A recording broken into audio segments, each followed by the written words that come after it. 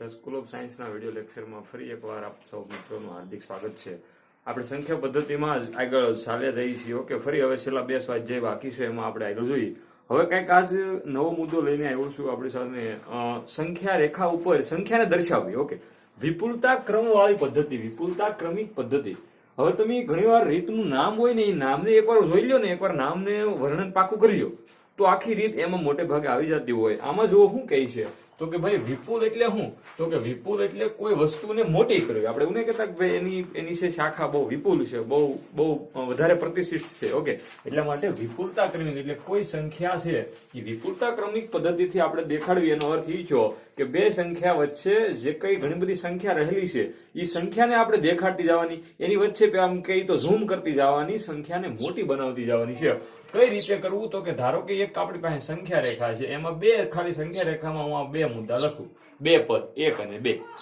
હવે જો આની બધી અહીંયા ધારો કે હવે સમજવા માટે તમારી બુકમાં અહીંયા બે ની ઉપર બિલોરી કાશ મૂકેલો છે. બિલોરી કાશ મૂકી અને પછી હવે અહીંથી એક આમ લીટો માર્યો, અહીંથી આમ, અને આ એક આખી મોટી સંખ્યા બની ગઈ. અહીંયા લખ્યું 1, અહીંયા લખ્યું 2. આ બે ની વચ્ચે એક્ઝેક્ટ શું હશે? 1.5 હશે કે નહીં હોય? જો તમે વ્યવસ્થિત ધ્યાન દેતા હશો તો બહુ સમજાઈ જાય એવું છે. આ 1 અને 2 ની વચ્ચે શું હોય? ભાઈ દોઢ હોય. ઓકે, હવે અહીંયા પાછું શું હોય? તો કે 1.1, 1.2, 1.3 અને 1.4, 5 આવી ગયું. 1.6, 1.7, 1.8, 1.9. ઓકે, આ બે પછી બે આવી ગયું. સમજણ પડે છે? હું એમ કહું છું કે ભાઈ વિપુલતા ક્રમિક પદ્ધતિ એટલે બીજું કાંઈ નહીં કે આ બે જે છે એને આપણે હજી મોટા કર્યા તો આપણને એની વચ્ચે કેટલી સંખ્યા જોવા મળી? તો કે ફરી પાછી 10 સંખ્યા જોવા મળી. તો હજી પાછું આપણે ધારો કે આ બે વચ્ચે બિલોરી કાશ મૂકી તો એને પણ આમ મોટું કરી શકાય. પ્રશ્ન એ છે કે આપણે કઈ સંખ્યાને કેમ મોટી કરવી અથવા તો ક્યાં સુધી પહોંચવાનું છે એ ખાસ મારે તમને સમજવાનું છે. ઓકે, તો પહેલા આપણે એક એવી સંખ્યા લઈ સમજવા માટે કે ભાઈ વિપુલતા ક્રમિક પદ્ધતિથી 1.8 ને સંખ્યા રેખા ઉપર દર્શાવો.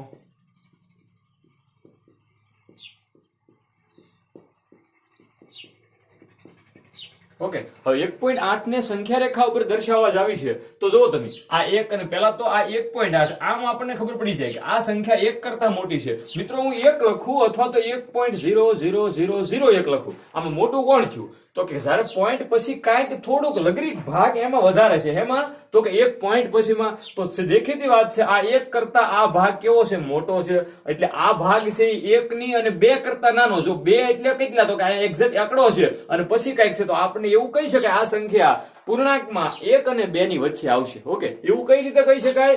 તો કે ભાઈ 1 કરતા મોટું છે, દેખીતી વાત છે, બગડો તો નથી.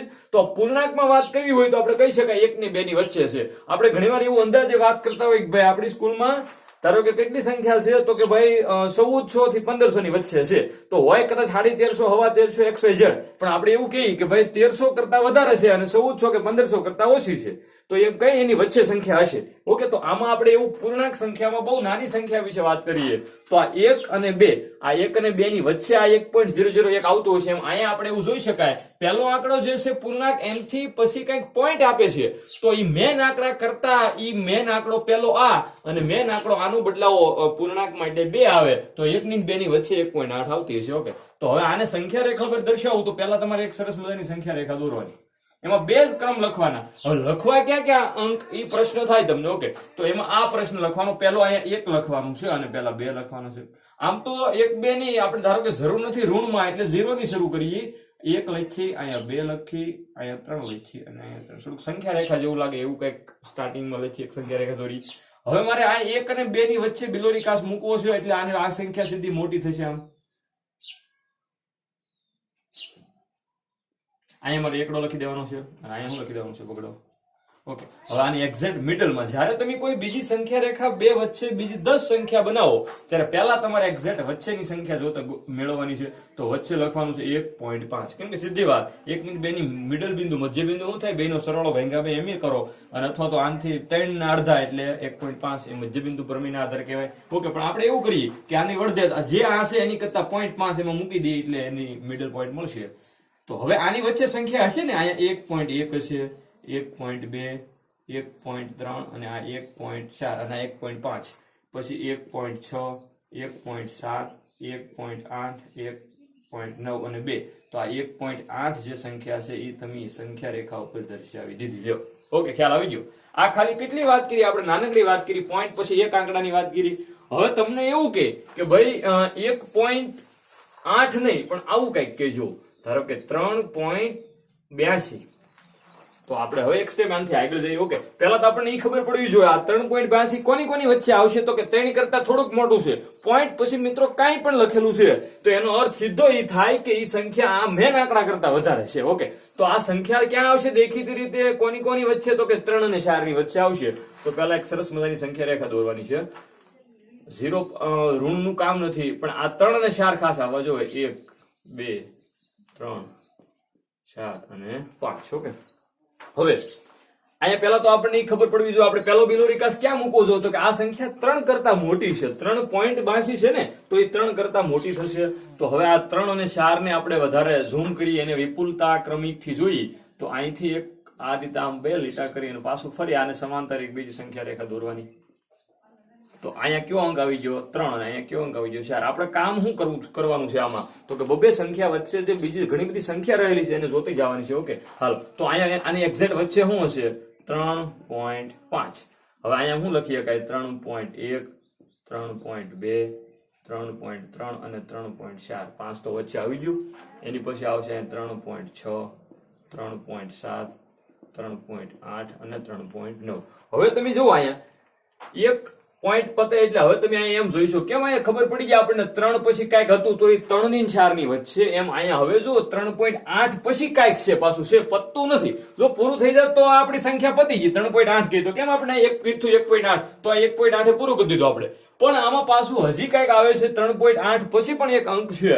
તો આપણે જેમ આમાં એવું નક્કી કરતા હતા ને 3 અને 4 ની વચ્ચે, તો એમ અહીંયા આપણે એ નક્કી કરવાનું 3.8 8 પછી કાંઈક થોડું છે તો આ 3.8 ને 3.9 ની વચ્ચે સંખ્યા કહેવાય. દેખીતી રીતે વાત છે, આપ જો સમજી શકતા હો તો સમજી જશો. તો 3.8 અને 3.9 ની વચ્ચે હવે આ બે સંખ્યાને થોડી આમ મોટી કરવાની છે. આ બે સંખ્યા વચ્ચે બિલોરી કાંસ મૂકવાનો છે. તો અહીંયા એક સંખ્યા રેખા દોરો. તો અહીંયા હવે હું લખશો આ બાજુની સંખ્યા એટલે 3.8 અને અહીંયા તો કે આ બાજુની સંખ્યા 3.9. ઓકે, હવે આની એક્ઝેક્ટ વચ્ચે શું આવશે, તો અહીંયા આંકડો હતો એમાં પછી એક પાછળો ઉમેરો તો અહીંયા આવશે 3.85. અહીંયા કેમ તગડો હતો 3.5 સીધું અહીંયા વચ્ચે આવતું થયું, એમ અહીંયા આવશે 3.85. હવે અહીંયા 1 2 3 એવું લખીને આગળ ચલાવીએ 3.81 3.82 3.83 અને 3.84 85 તો છે જ અહીંયા. હાલો 3.86 3.87 3.88 અને 3.89 અને 90 3 એટલે અહીંયા કાંઈ ન હોય પાછળ પોઈન્ટ આંકડા પતી જાય એટલે તમે 0 મૂકી શકો. ઓકે, આપણે કેની કામ છે ખાલી 3.82. તો જો આ તમારું આવી ગયું 3.82. તમે સંખ્યા રેખા પર દર્શાવી દીધું. 3 માર્ક્સ ની અંદર આ પ્રશ્ન પૂછાય. પણ કેવો પ્રશ્ન પૂછાય, તો કે બે જ પ્રશ્નો સ્વાધ્યાય 1.4 માં છે. 3.765 અને 4.26 4 દશાંશ સુધી. હવે આ એટલું જો તમને આવડ્યું તો હવે આનાથી એક સ્ટેપ આગળ જઈએ એટલે તમારો સ્વાધ્યાયનો દાખલો ગણાય છે. ઓકે, તો એમાં શું છે 3.762. આ દાખલા તમે ગણજો, આની પ્રેક્ટિસ કરજો, આને રિલેટેડ જ આ દાખલો છે. તો હવે હું તમને 3.62 ની વાત કરી આપણે અહીંથી જ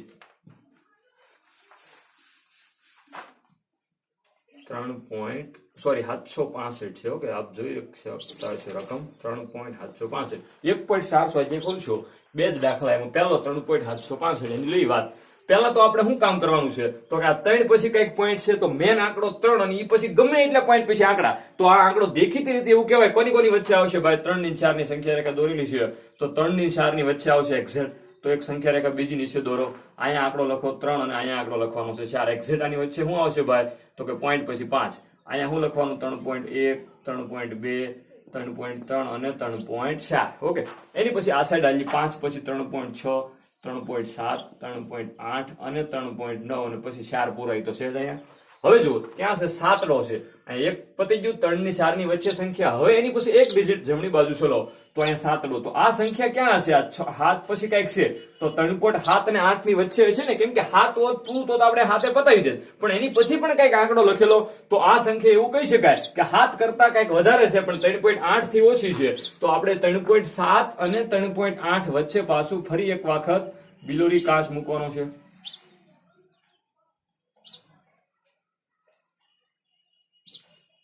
અહીંયા પાછી ફરી એક સંખ્યા રેખા નીચે દોરતી જવાની છે. હવે અહીંયા કઈ સંખ્યા લખવાની તો કે 3.7 અને અહીંયા લખવાનું છે ભાઈ 3.8. ઓકે, એક્ઝેક્ટ આની વચ્ચે શું આવશે તો આમાં ખાલી પાંચડો ઉમેરી ગયો 3.75 75 આવશે. ઝડપથી અહીંયા લખી 3.71 3.72 3.73 3.74 75 તો આવી ગયા. પછી અહીંયા 3.76 3.77 3.78 અને 3.79 અને 3.80 તો અહીંયા છે, અહીંયા 70 તો છે જ. ઓકે, હાલો હવે જુઓ, હવે 75 પછી હવે અહીંયા શું છે તો હજી પતતું નથી. 3.7 પછી કઈક પાછું છે. તો હવે આ સંખ્યા કોની કોની વચ્ચે આપણે જોઈએ 3.7 અને 3.8 ની વચ્ચે. તો હવે અહીંયા પછી પાછું શું આવે છે 76 આવે છે. હવે એક હજી આંકડો લઈ લો તો 76 પતતું નથી. જો પૂરું થઈ જાય તો આપણે કહી દેતા અહીંયા કે ભાઈ આ 76 આપણી સંખ્યા, પણ હજી એનથી પણ આગળ છે. તો હજી એક બિલોરી કાંસ મૂકો 76 અને 77 ની વચ્ચે, કેમ કે 6 છે પછી કઈક પતતું નથી, હજી કઈક આવે છે. તો હજી ત્રીજી ડિજિટ જવા માટે હજી એક સંખ્યા રેખા દોરવાની છે. જેટલા પોઈન્ટ પછી આંકડા છે એટલી મેન સંખ્યા રેખા પછી તમારે સંખ્યા રેખા બનાવવી પડે. આમાં પોઈન્ટ પછી 3 આંકડા, તો આ મેન પછી 1 2 સંખ્યા રેખા બની હજી એક બનાવું છું એટલે આપણે કમ્પ્લીટ સંખ્યાને દર્શાવી દઈશું. ઓકે, તો હાલો અહીંયા જુઓ, આ બે સંખ્યા વચ્ચે બિલોરી કાંસ મૂકી છે આપણે.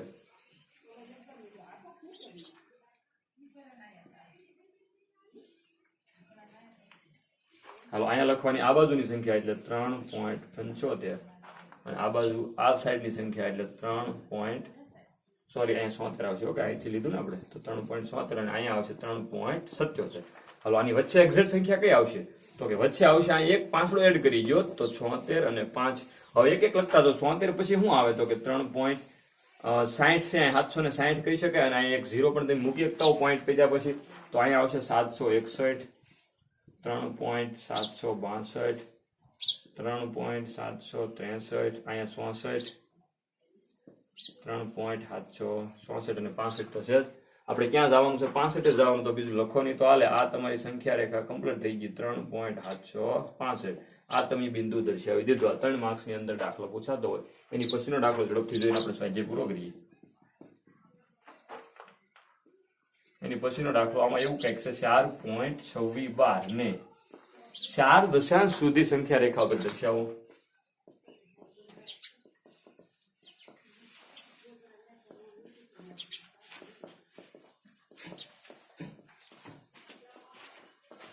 ઓકે, તો હવે આને 4 દશાંશ સુધી એટલે પેલા તો પોઈન્ટ પછી 4 આંકડા આવે એવું. તો 26 આ 26 12 છે, 26 અનંત સુધી જતું હોય, પણ તમારે કેટલું લેવું છે 4 દશાંશ સુધી. તો 1 2 3 અને 4. તો આ આંકડો કાંઈ નહીં, તો આમાં મેન સંખ્યા રેખા પછી 4 સંખ્યા રેખા આવશે. 4 સંખ્યા રેખા દોરવી પડશે. કેમ આમાં મેન પછી 3 પૂરું કર્યું તો પોઈન્ટ પછી 3 આંકડા, હજી એની પછી એક આગળ હાલો તો આ દાખલો પણ તમે દર્શાવી શકો. પણ આમાં 4 અને 5 ની વચ્ચે પેલો બિલોરી કાંસ મૂકવો પડશે. ઓકે, ઝડપથી જોઈએ આપણે. પેલા તો આ સંખ્યા 4 કરતા કઈક મોટી છે. તો 4 કરતા મોટી હોય તો પેલો તમારે એક સંખ્યા રેખા દોરવાની, એની અંદર 4 અને 5 આવે એવું લખવું પડશે. 0 1 2 3 4 5 6. હવે આ 4 પોઈન્ટ મેં તમને પહેલા પણ વાત કરીને રિપીટ કરું, પોઈન્ટ પછી કાંઈક લખેલું હોય, ગમે એટલું લખેલું હોય તો સીધી વાત એવું કહેવાય કે આ 4 કરતા મોટી છે. તો એ સંખ્યા 4 ની 5 ની વચ્ચે હશે. તો ત્યાં આપણે પેલો બિલોરી કાંસ મૂકી ઝડપથી લઈ. અહીંયા લખવાનું છે 4 અને અહીંયા લખવાનું છે 5. ઓકે, હવે અહીંયા એક્ઝેક્ટ વચ્ચે શું આવશે તો 4.5. હવે અહીંયા લખવું એટલે લખીએ કે 4.1 4.2 4.3 અને 4.4 5 તો છે જ. 4.6 4.4 4.8 અને 4.9. ઓકે, અને 5. હાલો હવે જુઓ, હવે શું છે અહીંયા તો કે 4.1 આંકડા પછી પૈતું પછી 2 છે. 2 પછી પતતું નથી, તો 2 ની 3 ની વચ્ચે. તો 4.2 અને 4.3 આ બે વચ્ચે બિલોરી કાંસ મૂકીએ આપણે. ઓકે,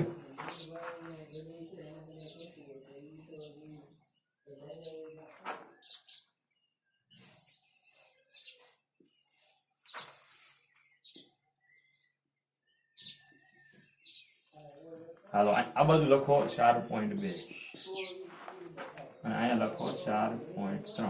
એક્ઝેક્ટ આની વચ્ચે આવશે. અહીંયા પાંચડો ઉમેરો 4.25 આવશે.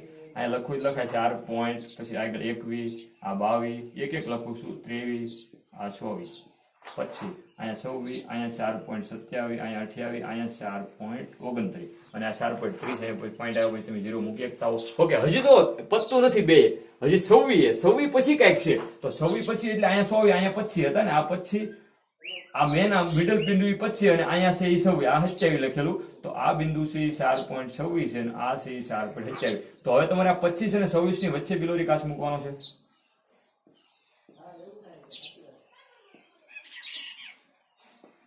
અહીંયા લખવાના છે કેટલા, તો કે 4.25 સોરી 4.26.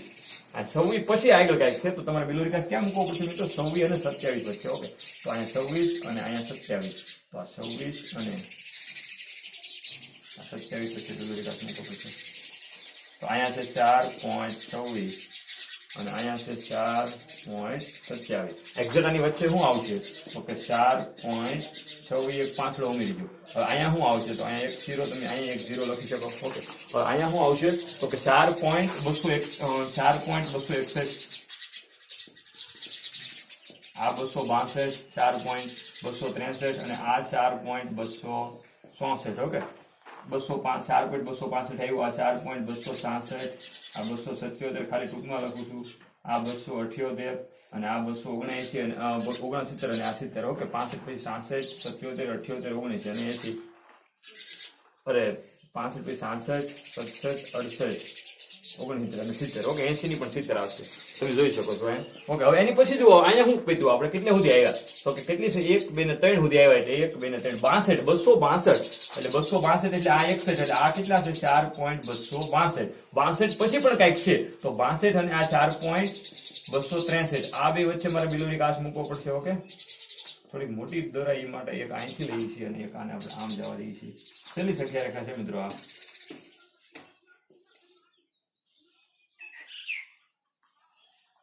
હવે આપણી સંખ્યા પૂરી થઈ જાય. અહીંયા લખવાનું છે 4.262 અને એક્ઝેક્ટ આની વચ્ચે શું આવશે? 4.262 અને 5 અને અહીંયા આ સંખ્યા કઈ આવશે? તો કે 4.263. ઓકે, હાલો હવે જુઓ, હવે અહીંયા શું આવશે? 4.262 છે, તો અહીંયા આવશે 263. સીધું લખું છું 0.263, 4 છે એવું તમે સમજી શકતા છો. આ છે 4.264, આ છે 4.262, પછી અહીંયા એક શૂન્ય, એટલે આવી રીતે લખવું પડશે. 4 ડિજિટ થશે હવે મિત્રો અહીંયા, કે ભાઈ પોઈન્ટ પછી છેલ્લા બે આંકડા લખું 26, 21. અહીંયા પછી આ બે ને લઈને કરું છું કામ. 26, 22, 26, 23, 26, 24 અને 26 પછી અહીંયા આવી ગયા. પછી અહીંયા 26, 27, 26, 28, 26, 29 અને 26, 30 તો અહીંયા આવી ગયા. ઓકે, હવે આપણે શું કરવાનું છે? 26, ક્યાં 26 ભેગા છે? અહીંયા છે, જો અહીંયા છે ને, આ 4.26. તો આ તમારી સંખ્યા 4.26, 4 દશાંશ સુધી કમ્પ્લીટ દર્શાવણી. ઓકે, તમારો હોમવર્ક આજનો એ છે કે ભાઈ આ આખો 1.4 સ્વાધ્યાય એમાં શું છે? તો કે બે જ દાખલા મેં ગણ્યા, એની સિવાયના દાખલા કેટલાક આપું. પહેલા સ્ટાર્ટિંગમાં હું દાખલા આપું, એ ગણજો.